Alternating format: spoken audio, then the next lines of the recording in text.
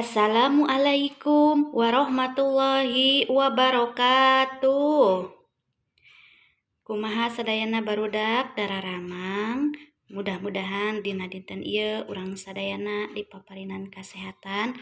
Amin ya robbal alamin. Sateu acan dikawitan pangajaran basa Sunda dinten ayeuna, hayu urang ngucapkeun basmalah sasarengan. Bismillahirrahmanirrahim. Patepang deui ayeuna dina pangajaran basa Sunda kelas 1 kanggo ayeuna nyaeta perkawis pangajen pangajaran 1 atau evaluasi untuk pembelajaran ke-1. Tengetan gambar jeung lengkepan ciri-cirina. Perhatikan gambar dan lengkapi ciri-cirinya. Nomor kahiji.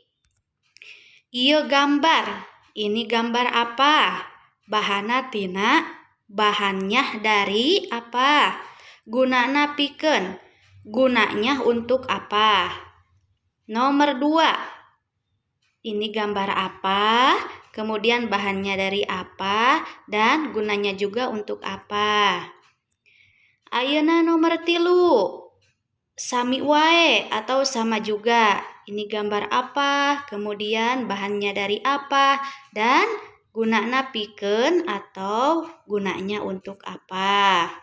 Lajeng deui nomor 4. Ieu gambar keur, ini gambar sedang apa? Lajeng deui, hal ieu kudu dilakukeun sangkan. Hal ini harus dilakukan agar apa?